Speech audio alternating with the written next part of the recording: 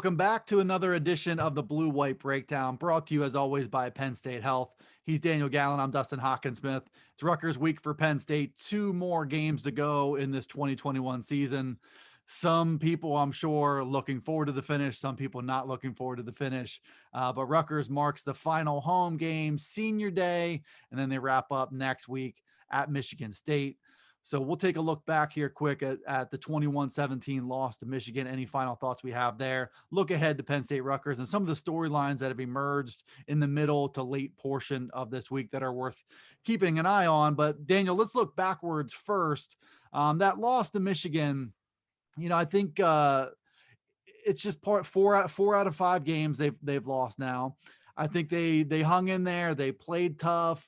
But it seemed like to me, just some of the usual deficiencies, they just didn't have enough to actually win that game. Yeah, I think the thing that really stood out for me, and I wrote this in a takeaways column after the game, is that this is the type of loss that you really rue and that really haunts you as it goes on.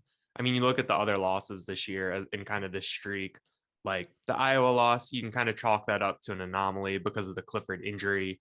The Illinois loss, I guess I'd call that kind of a fluke. That's obviously their worst loss of the year, but it happened in a weird fluky fashion with Clifford's health. And then the Ohio State loss, they kept it close. They made it interesting. They, I guess did enough to be in that position. But then this Michigan loss, it really felt like they had it in kind of the back and forth. They landed the counter punch when Arnold Ebiketie stripped Cade McNamara. They were rebounding from some early mishaps.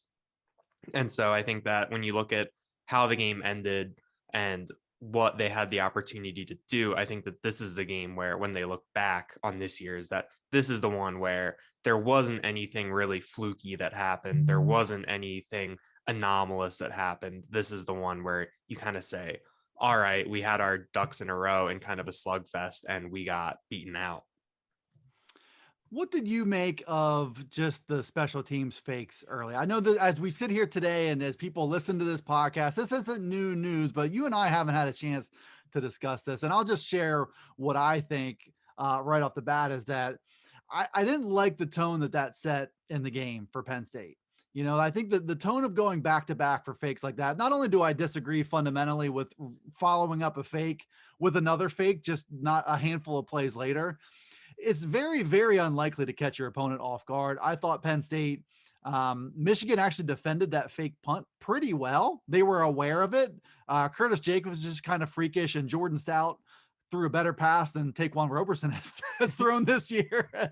But I thought they kind of got away with one with the punt, and then to go back to that well again, I disagreed with it, and I just thought that to do that so early in a game where you are pretty evenly matched with this Michigan team.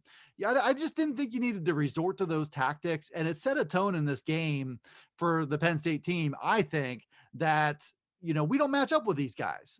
Is this what we have to do to win this game? Yeah, that's a good way to frame it. The fake punt, I was perfectly fine with that. Like you said, Michigan did defend it pretty well. I think after the game, Curtis Jacobs was like, yeah, usually when we run that play, I'm wide open. So he was like, it was a little bit of a tougher catch than he had to make. But I was fine with the fake punt. I mean, I thought that set a good initial tone for the game. Like, all right, we're coming out here kind of like we have nothing to lose. We're going to go for it. So I kind of appreciated that. And it was something a little bit different. But going back to the fake field goal, I mean, I think that that's kind of the most honest thing that Penn State has said about its team this year, where it's 4th and goal at the 2 and you run a fake field goal. I think that you can't gain 2 yards. You don't have faith in your offense. You don't have faith in the running backs. You're not even going to try to do the Tyler Warren package, which in itself is also like a kind of another indictment of this offense. So I think that was probably the most honest thing that James Franklin, Mike Yurcich, and just kind of the whole operation has shown.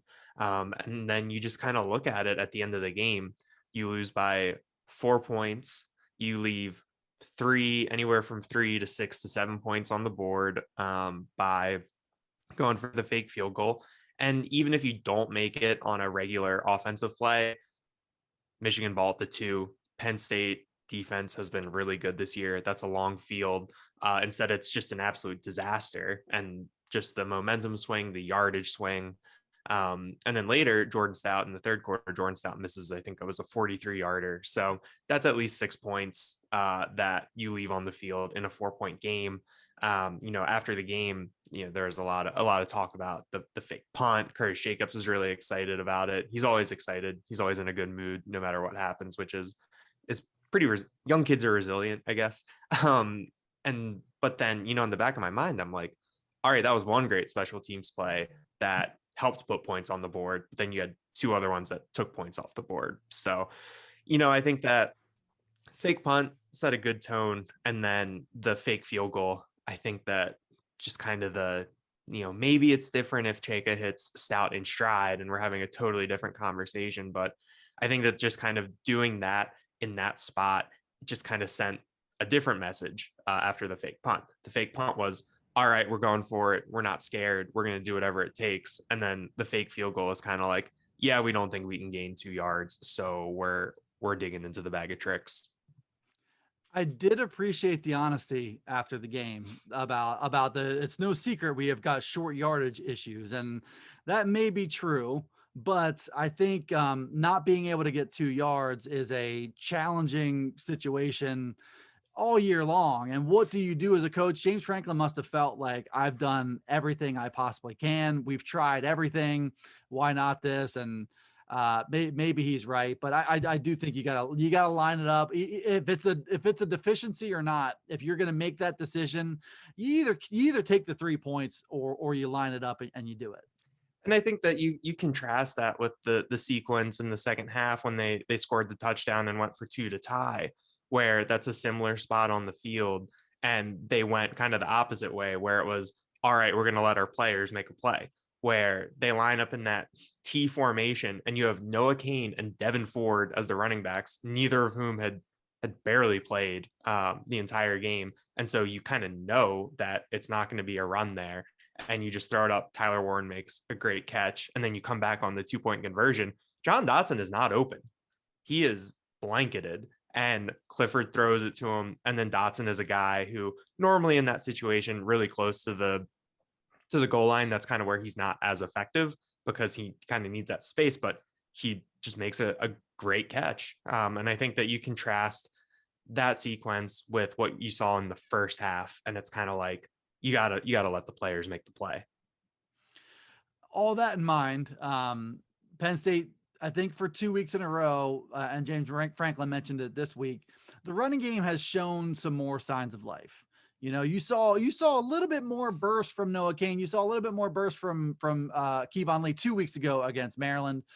You saw, I thought, a pretty good Kevon Lee, and I think even more importantly, a dedication to get him those 20 carries in the run game. Are you seeing the run game progress? Are you feeling like, and I'm sure this will come up when we talk about Rutgers, but are you feeling that maybe they're turning a corner a little bit and that we could see the most successful run game of the year coming up this Saturday? I mean, I think at this point in the season, you're never going to actually turn the corner. I think the season will end when you're still halfway through the corner, just based on this whole kind of body of work that they've put together. But it was kind of, I guess, reassuring, or I don't think comforting is the right word because nothing about that game was comforting, but it was just kind of, all right, we're going to give it to the 6 foot, 239-pound running back. He's going to make something happen. We're going to get those 3, 4, 5 yards. And I think the one thing that I really like about Kevon Lee is that he's a guy where he can string together those some pretty nice gains. I forget which game it was earlier this year. Maybe it was one of the games in September where there was a sequence where, excuse me, he got the ball, I think 4 times in a row and picked up about 20 some yards. And we saw something similar. There was one sequence on one of the drives where he had 3 carries, picked up 12 yards. And it was just kind of that's what you want to see from the running game. We're going to give it to him. He's going to fall forward. We're going to give it to him. He's going to fall forward, pick up, enough gains to make this manageable. So who knows what it'll look like on Saturday against Rutgers, because it's looked different every single week this year. But I think that Lee showed enough that he should be the first back out there again. And I think you got to give him at least 15 carries, try to let him control the game, try to let him push forward. But I think that something that we'll get to is we don't really know what that offensive line is going to look like, which is kind of throws a lot of that into flux. Yeah, let me put that point about the line on hold, and we'll talk about what James Franklin had to say about it this week. But a couple thoughts just on the run game in general. I know there are issues in every phase of it, up front, protect, everything. But I think when you are trying to juggle for running backs, it always tends to when things are going well, that's easy. When things are not going well, I feel like it can be detrimental to try to figure out who the hot hand is and be chasing your own tail with what personnel to use. And that's what the spot they've been in. I also think that Kevon Lee, what he demonstrated last year and what we saw, against Michigan, is he is a volume runner. I think he needs a lot of work to get the best out of him. And I think when he's getting sporadic touches and he's not sure when the next carry is going to come, I don't know if evidence on film supports this, but it might tend to get him to do the east-west thing that hasn't worked out all that great for him, to try to do too much. I think when he knows the next carry is going to come soon, he's a better running back than he is when he's trying to get in there and spot duty and know that he's only getting 6 touches in a game. Yeah, the hot hand thing is interesting because I feel like the way that the Penn State running backs have kind of been rotated through this year is that guys haven't necessarily gotten the opportunity to even be the hot hands when you look at kind of the carries distributions. And then on top of that, Lee has had some fumbling issues, and I think that it's a case by case basis, and obviously different coaches handle this differently. But I think that we've seen that Penn State's approach with Franklin and I guess Jaywan Sider, the running backs coach, is that when there's a fumble, they go with kind of the punitive approach. Like, you fumble, we're not going to see you for a little while. You're going to go onto the bench. And I think that we saw that happen to Lee earlier this year. And so that's kind of a thing where you think about, all right, what's kind of the best way to handle that? Obviously, Penn State thinks that that's the best way to do it. I'm kind of the mind that, all right, if a guy fumbles, maybe you hold him out for a drive, but you got to get him right back in there. And then, because a lot of times fumbles can be kind of fluky, depending on the player, depending on circumstances. So I think that sometimes the best way to get a guy to bounce back is just to, you might sit him for a couple plays, but put him back in there, let him roll, let him get over it. Yeah, I tend to agree with that too. And I think that plays into having a bunch of running backs that you think can do the job. It allows you to be punitive with a mistake like that. To circle back around to the offensive line, have been some non-COVID illnesses. Just recap us on where that leaves Penn State as we know things right now. The name and the names that we could also see. Yeah, Wednesday night after practice, James Franklin said that around a half dozen 6 players were absent because there's a non-COVID illness going around. We didn't see Rasheed Walker, Caden Wallace, or Mike Miranda. I read some other reporting that Olu Fashanu was not there either. With Miranda, I think it's worth noting that he also left the Michigan game early with an injury and did not return. So I think there might be a little bit more there than just the illness. But when you're down 3/5 of your starting offensive line, when that position group hasn't necessarily been the strongest this year, it makes for interesting dynamic. Franklin mentioned Bryce Effner, who's primarily been the number 6 offensive lineman this year. We've seen a lot of him at both guard and tackle. And then Landon Tangwall, the freshman who was the highest rated signee in the class of 2021. Those 2 guys, Franklin kind of mentioned as the next guys up. Olu Fashanu would be one of those guys, I think. Rasheed Walker has talked a lot about him. Franklin's been complimentary of him, but obviously his status seems up in the air. And then after that, I think Des Holmes is another guy who could see some time. But it has been really interesting with the Penn State offensive line this year, where they've really only played 6 guys. Effner's kind of been the guy off the bench. He's rotated in at left guard a little bit. He's been in at right guard when Juice Scruggs has moved to center. I think he played a couple snaps at right tackle. I think against Ohio State when Caden Wallace got shaken up for a couple plays, but they haven't really gone back behind him. I feel like Anthony Wiggin is the only other guy we've seen take meaningful snaps on the offensive line, and that was week 1, and we've just barely seen him again. So that's going to be an interesting situation, especially when you factor in the running game, Sean Clifford's health, keeping him upright. It's the Rutgers defensive line isn't exactly the most fearsome thing, but it's definitely something to monitor. So here's my question, and I'm sure a lot of Penn State fans at this point in the year are thinking something similar. It's hard in the course of a season to make adjustments versus letting guys play through struggles or slumps, or they haven't been a very cohesive group. Is it the worst thing in the world to thrust change upon Penn State along the offensive line to force it to happen and force a different combination, perhaps? I mean, you might come out of it appreciative, more appreciative of the group before if the new one struggles. But at this point in time, I think a lot of people feel like they wouldn't mind seeing some new blood along that group. Yeah, there's been a lot of talk about seeing Tangwall out there. That's something that I've gotten some mailbag questions about. He's someone who's been brought up, I think, probably the most in terms of the offensive line as other options. So it sounds like we'll get the chance to see him. There's only 2 or 3 games left this year, so they don't have to worry about his redshirt status anymore. And I think that they can kind of put him out there, see what he can do, and kind of let it roll a little bit. So it wouldn't be a surprise if the offensive line looks a little different. Whether that leads to different results, I think remains to be seen. All right, so let's look at Rutgers noon kickoff, BTN at Beaver Stadium, home finale, Senior Day. And the one thing I'll say about Senior Day right off the bat is James Franklin issued what looked to be a nice blanket statement that just because a guy gets recognized doesn't mean he's not coming back. And just because a guy doesn't get recognized or doesn't choose to walk out there with his parents doesn't mean he's definitely coming back. So I think he put it out there like, don't try to glean information from anything you see before the game begins here.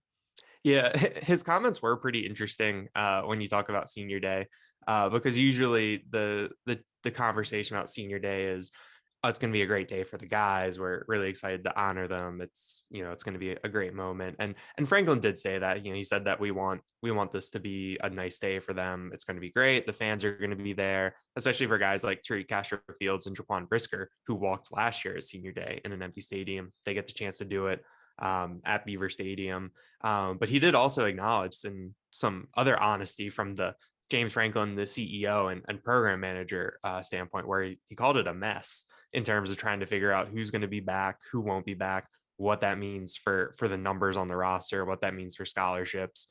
Throughout the season, Franklin has kind of made it sound like that they're treating it like normal, that you come and you have 5 years and then that's it.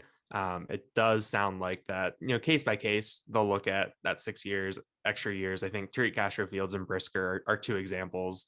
And then they brought in John Lovett, the transfer from Baylor for a 5th year. So it'll be interesting. Yesterday, we talked to Jesse Luketa and Cam Sullivan Brown on Wednesday. Luketa accepted an invite to the Senior Bowl, but said that he hasn't made the concrete decision that he's going to leave. Cam Sullivan Brown, who has spent 5 years with the program, said that after the season he'll meet with his family and coaches and decide what they're going to do. So it'll be interesting. I think that there's kind of a couple interesting tiers of guys that will be gone, guys that might, and then guys that could come back or that they would be willing to have back. There are 3 that you jotted down. And, Jesse Luketa, PJ Mustipher, Sean Clifford. You also do have Brandon Smith for sure, Rasheed Walker, who's maybe got a decision, Joey Porter Jr., who maybe has a decision. I wanted to focus just on Jesse Luketa for one. Mm-hmm. He accepted an invitation to the Senior Bowl. I think there's a little bit of buzz because what Penn State is asking him to do is part of a new wave of things that the NFL is asking guys to do too. I think the NFL now more than ever loves guys who are more or less positionless. And Jesse Luketa, I think, has the skill set to play in space or put his hand in the dirt if NFL teams ask him to do that. I don't think, you look at the stat sheet and you don't see a dominant player in Jesse Luketa when you look at the box score, half a sack this year, for example. But I think anybody who watches games would say that the value that he's brought to the table, it's kind of like Jason Owe last year.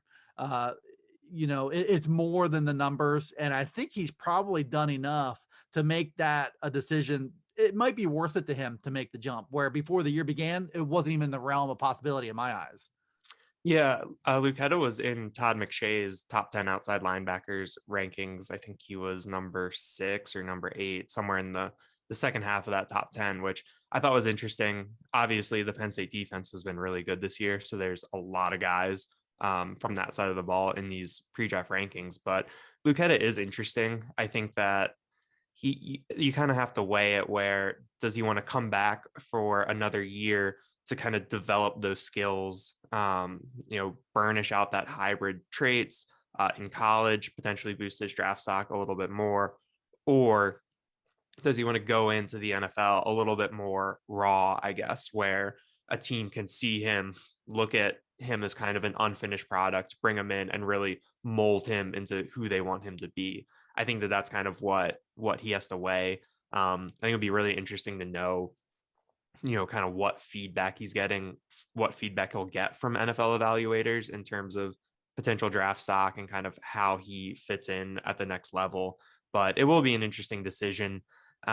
Yesterday, he did say that he hasn't made the decision yet. He's going to, but he was pretty reflective about his time at Penn State.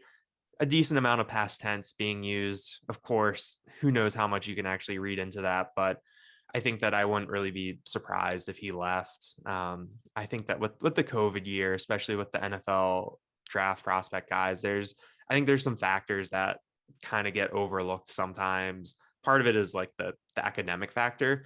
I was on a Zoom call with Zach McPherson, the former Penn State corner who ended up at Texas Tech. He left and he was asked why. He had the option to come back. I think it would have been for a 60 year. And he was just kind of like, I have 2 degrees. He's like, I don't need another one. Like, I don't want to do school anymore. I can go do this. So I think that's something that gets overlooked as much as with the student athlete label. And I think the other point too is that NFL teams, they really factor in age. And if you stay, there's a difference between drafting a 22-year-old and a 23-year-old. Penn State, I think Brisker, Luketa, and somebody else, I was looking through their bios, they're 1999 birthdays. So they'll be 23 when the draft comes. And I think that NFL teams drafting a 24-year-old, even though he might be experienced, even though that might mean he's a little bit more developed, that lowers the ceiling a lot. So I think that that's also something that you kind of have to factor in, is that NFL teams want upside. And the more time you spent in college, the more of a known product you are. And that kind of lowers your ceiling a little bit. You can wish upon some stars with Jesse Luketa right now. That's for sure. And you know that you're going to get maximum effort, maximum buy-in. I think those are some of the things that are going to help him out a lot. And maybe he can help himself out with a good NFL combine / pro day. Let's look at this Rutgers game quick. We did predictions on PennLive on Thursday. I try not to, I don't look at anybody else's scores before I pick mine, just because I don't want to get into that Price is Right kind of thing where I'm adjusting based. But you and I ended up with essentially the same score. I think you picked 24-14. I picked 23-13. Mm-hmm. I would venture to say we both kind of expect not a lot of pretty football. Rutgers trying to do ball control and play mistake free and just try to hang around and wait for the ball to bounce in their direction. Where Penn State, in my eyes anyway, their ability to strike quickly ultimately should be the difference in this game. To be able to get points on the board with some big plays, it's something that Penn State can do that Rutgers can't, and I think it's going to be the difference. Yeah, 24-14 just kind of felt right to me. It's the Penn State offense. It's really hard to bank on them putting up a lot of points. And Rutgers always seems to play Penn State tough. There's kind of, even though Penn State has beaten Rutgers every year since Rutgers has entered the Big Ten, and they've been some dominant victories, it's not really, it's not like Maryland where you look at the score and you're like, whoa, what happened there? So I think that Rutgers, Shiano is a competent coach. He'll have them ready. Rutgers is playing for bowl eligibility. They have 5 wins. They haven't been to a bowl since 2014. I think that they would rather take care of that sooner rather than later. I mean, they have Maryland next week, and Maryland has Michigan this weekend and also has 5 wins. So that could be an interesting thing. But I think that Rutgers is just kind of, they're going to be solid. I don't think that there might be 1 or 2 busts, but it's not going to be any, the highlight reel, I think, could be pretty short. And I think this game could be pretty short. The highlight reel could be pretty short. That's a good way of putting it, because It's a ringing endorsement. You're not going to see a whole lot of those BTN tweets during the game. Like, you have to see this highlight. We could see it. It'll be traditional Big Ten November football in Beaver Stadium. We'll see what happens. That's Daniel Gallen. I'm Dustin Hockensmith for this edition of the Blue White Breakdown. Make sure you follow Daniel, especially on game day, at Daniel JT Gallen. You can check us out, all the written, video, audio work we do at PennLive.com/Penn State football. And you can download the Blue White Breakdown. We're doing episodes pretty much all week long. Everywhere podcasts are available. Go check us out there, as well as YouTube. Thanks for tuning into this edition, and we'll see you next time on the Blue White Breakdown.